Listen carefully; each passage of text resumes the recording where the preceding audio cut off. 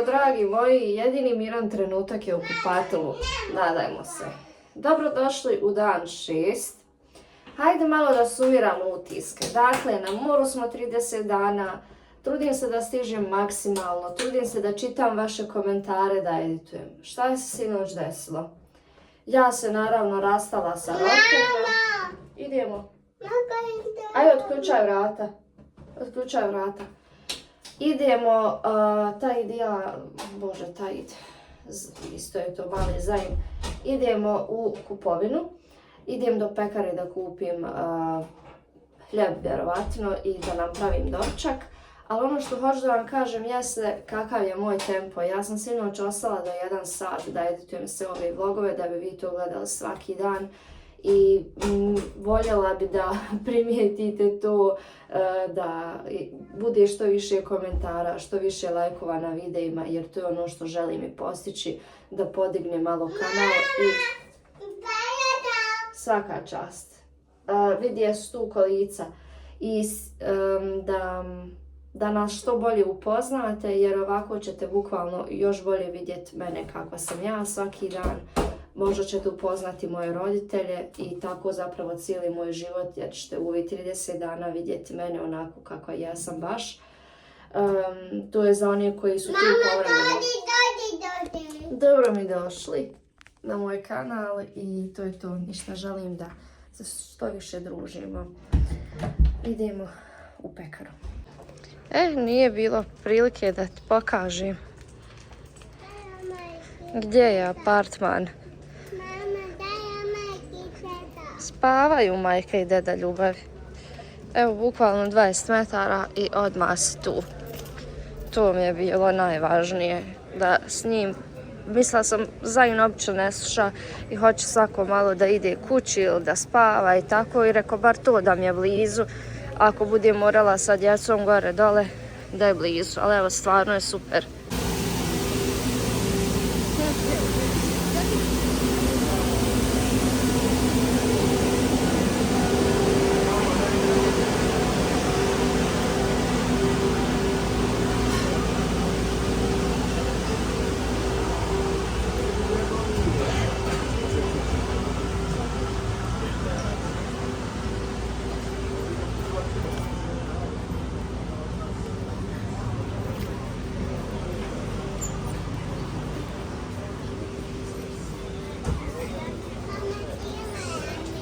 Zima? Kako zima, sine? Tek sad sam još sretnija što sam donijela ovu odluku. Mogla sam s tim parama da kupim novo auto, i to pravo dobro auto. Ali sam shvatila da sam sebi prvo dala to iskustvo neko koje sam stvarno htjela. Mislim, da se razumijemo, nije ni malo jednostavno 30 dana živjeti bilo gdje, u bilo kojem smislu.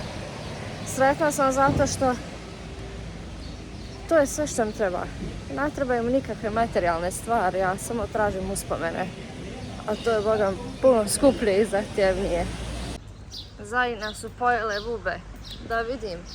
Gdje te ujela buba? O, jel boli? Da, boli. Nemamo sad ovdje bubu. Ko bi vam nadavao bubuje, flastere. Evo. Treba nam hljeb. Reci fino. Treba nam hljeb.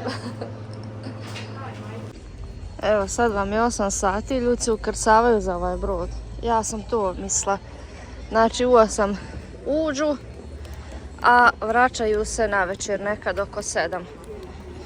Cijeli dan budeš na brodu ili tamo negdje na otocima. Sad moram nešto da vam kažem. Slagala sam, ali nije to ružna laž. Mislim, laž je laž, ali evo opet hoću da vam kažem. Tajd i ja smo još prije mjesec, 2 znali da će se on morati vratiti na posao. Isto smo uradili prošle godine. Ja sam šutila i znala sam da ako kažem roditeljima da sam sama na moru, da će on iste sekunde da se pokupi. a ako ih zovem, neće. I by the way, ovo je prvi put u životu da sam ja sa roditeljima negdje. Prošle godine sam i ja morala da se vratim sa njim jer smo se trebali vratiti zbog našeg posla. Ovaj put se taj vraća zbog svog posla. I prvi put je to u pitanju da sam ja s njima. Ja sa svojim roditeljima nisam nikad otišla nigdje u svom djetinjstvu.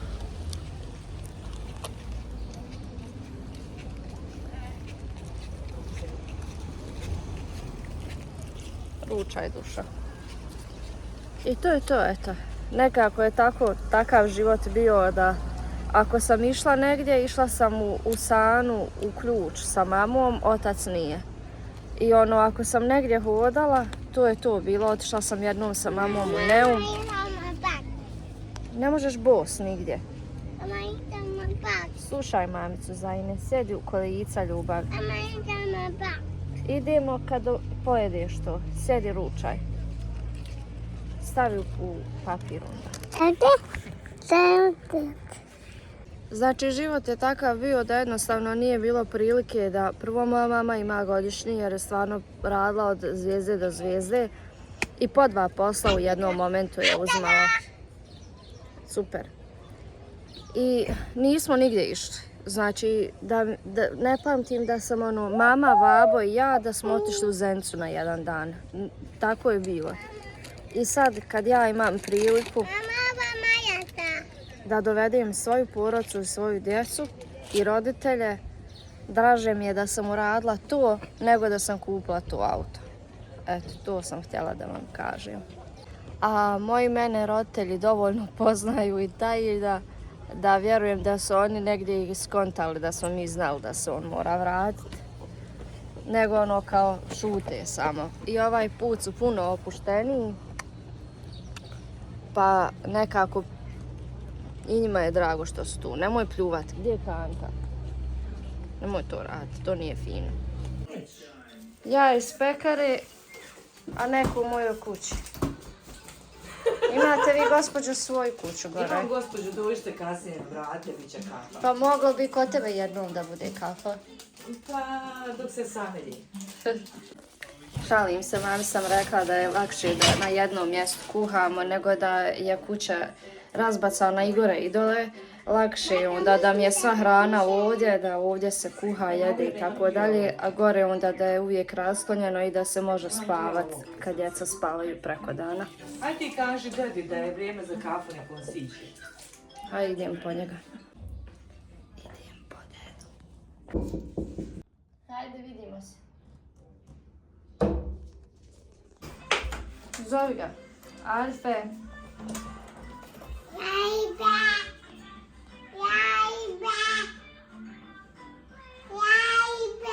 Dođi. Dođi na kafu, reci. Dođi, kajapa. Evo tu dole išla na kakao, još do pekare kupit hljeb. Ispostavila se da i Melisa kupila hljeb. Mlijeko dobro. Melina je dobila čuču mlijeko kod jedne gospođe. Ali pravo za djevojku, u šoljici, jel tako, kao kafa. Kako smo se mi moji što to meni nije jasno. Ali nisam jesmo dole, dok ideš.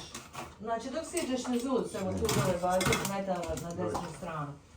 Prvi kafić koji ima Ove mačke sad. koljasle se oko nas. Ovo su mali. Neće tako, puj. Kad dođemo da nas čeka ručak. Nešto mi je kolo čudno, brate, pa ću ja ostaviti ovo da se krčka i iskuhat će se, šta ću. I tava se lijepi. Čuj, a što ti kuhat jedan dan? To je odlično. Sreća pa imamo kolica. Šta bi dogodne kad ne bude kolica? Kako ćemo nositi ovo sve? Boga ne znam, morat ćete trenirati. Biće nam neobično. Morat ćete trenirati dok si mogu kišačiti. Baš ima puno stvari. Evo sad nosimo i šator. Gdje je njena majica? A šta će joj, brate? Ima peškir, tu smo, vidi. Dobro. vruće, nek se ogrnije, ne mogu više misliti, nosi ovo, nosi ono, vidi šta je stvari. Igračke tamo vam, voće, sokovi. Tu sjedla ti jutros? Ovdje? Pa prošla sam pored tebe. Ti si gledala lijevo, ja. Pa kako smo se mimo išli? Ne znam, Mi prošli tu. mi smo tu do... Tu pisala. Da, ona je tu pisala, eto ide auto, hajdemo prijeći da...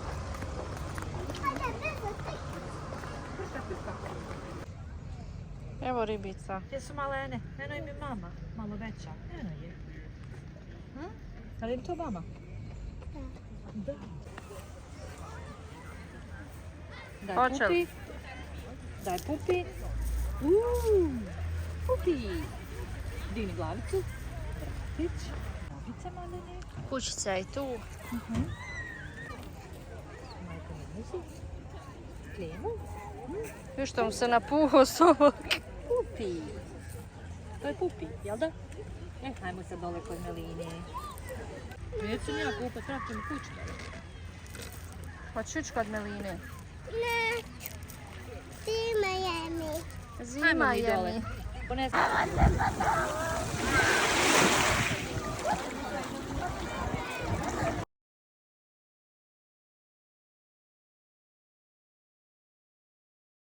Lekcija broj 1. Nosite svoje stvari. Prvo, razmišljala sam o time hoću li nositi svoje jastuke. Auto je bilo puno do vrha, znači jedva smo stigli do Hrvatske jer smo usput svratili i po neku hranu. Nisam imala mjesta, znači za jednu šibicu. I na kraju odlučimo se ipak da ponesemo naše jastuke. Jastuci uopšte nisu neki prespecijalni, nego je stvar u tome da su oni jako niski i tanki i da ja sad ne mogu ni na što drugo da se naviknem. Hvala Bogu pa smo je ponijeli. Imaju i ovdje neke, ok jastuke, ima i ovakvih i onakvih, ali meni nešto vrat naviko na njih. Pa mi je drago da sam ih ponijela. Meni se strašno spava. Svi su zaspali, djeca preko dana idu spavati gore kod njih. Ne znam da li ste uspjeli shvatiti, ja sam njima uspjela naći smještaj u istoj zgradici, rekla bih, pošto ovi apartmani imaju, čini mi se, 4 sprata i terasu. Pokazala sam vam u nekom od prethodnih videa da je pogled prelijep i sve, ali nismo nikako išli zato što su jako nezgodne stepenice za djecu i onda ja ne usudim se da ih recimo ostavim kad spavaju i da ja sad idem gore, nisam to htjela. Ali eto, sad kad spavaju ja ne mogu zato što idem da editujem ovaj video i nadam se da ću večeras kad završim ovaj video leći ranije i spavat malo i ja. Jako je lijepo, odmori se čovjek i psihički i fizički, budemo znači u vodi po 2-3 sata, prije podne, poslije podne, prelijepo. Ali stvarno, taj miris i ta so i to sve toliko te i nahrani, ali i iscrpi. Traži ti se jednostavno da spavaš ili je to do mene. Ne znam. Stvarno mi je prelijepo. Ali baš, žao mi je što taj nije tu. Znači, faktički 3 dana, on kaže 2 treba biti na poslu, ali jedan dan je otišao i dan kasnije se vraća, reći ću 4, što bi rekla moja mama, kad ti pričaš o nečemu, ti to nekako ispričaš kao da je to mjesec. Ali dobro. Ništa, idem da radim dok nisam zaspala, inače nećete ništa gledat sutra. Nema videa. Ićemo kasnije u šetnju Maksus da vam pokažem o čemu pričam i zašto ja stalno dolazim na ovu lokaciju. Pa vjerujem da je puno vas dolazilo jer je nama iz Bosne možda najbliže doći ovdje. Ali nije samo to, nego atmosfera, miris, čistoća, sve je prelijepo stvarno. Niđe veze, jel da niste mi ni vi povjerovali. 2 sata sam meditovala. I došao babo malo prije, kuca vamo na vrata, kaže hajde sad malo ti kod nas na kafu. Ljudi, doživjeli smo i to, idemo kod mojih roditelja u stan na kafu. A što je došao? Zato što je hrana kod mene, pa tako i kafa. Uzeo kafu i idem gore za njim. Ajde, Dizdarušo. Hello? Hello? Čaj. Mama, Evo, puši se. imate li mlijeka? Sjedi, nema mlijeka, šta će? Što nisi rekla da ponesem? Ne, Boga, zvala sam te na slatku, ali se nisam te zvala na kiselu. Zvala si ti mene na gorku. Gdje je meni moje stvari? Hajde.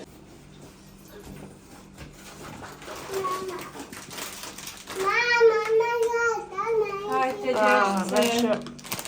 Baš me zanima ko je jeo. Janita, jesi ti ovo jeo? Janita.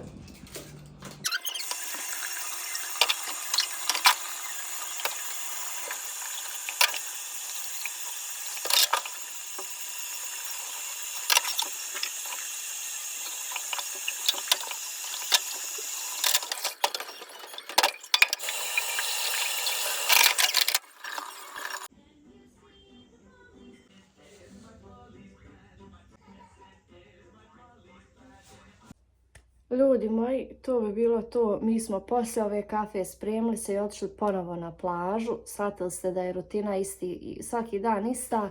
U smislu da ujutro rano dok jedemo, idemo na plažu, budemo tu do podne. Već kad krene ono malo jače sunce, idemo kući na spavanje, popodnevnu dremkicu. Djeca spavaju obično do 2, 3 ili 4 sata, zavisi koliko se umore. U prosjeku sat, 2, 3 u toku dana spavaju, bar je tako kad smo na moru, inače ono, baš se umore i to. Kući je to već sat vremena jedva. I kad dođemo kući opet jedemo, poslije spavanja ponovo idemo na plažu. Znači svaki dan ide 2 puta kupanje, 1 spavanje i poslije bi sad mi trebali ponovo da idemo u park jer je tu njima malo sadržaja. Međutim, ja sam im sad pustila crtani dok smo večerali, dok sam oprala suđe i sve i stvarno nemam snage pošto hoću da operem i peškire. Perem sve u onoj kantici posudi, vidjeli ste, ne znam ni kako bi je nazvala, u onom škafu malom ću to sve da završim i posteljinu, stalno nešto prljaju i to. I rekla sam svojima hajde da uspavam djecu pa ćemo jesti lubencu večeras na terasi možda ili kod nekog u stanu, vidjet ćemo. I to je to, idem sad da editujem, a ono što vas čeka u sljedećem videu će vam se zasigurno svidjeti jer ću vam vrlo vjerovatno sutra dan ispričati čime se ja to bavim i što je to što sam krila od vas. Već sam to negdje spomenula prije nekoliko dana, ali nije bilo prilike svih ovih dana da sjednem i da vam to ispričam, ali evo konačno je došlo vrijeme, ja mislim da izdvojim jedan dan i zato da vam ispričam sve šta i kako, pa ostanite i dalje sa nama, pišite mi u komentarima kako vam se sviđa ovo javljanje svaki dan, ja dočekam da čitam vaše komentare. Ćao!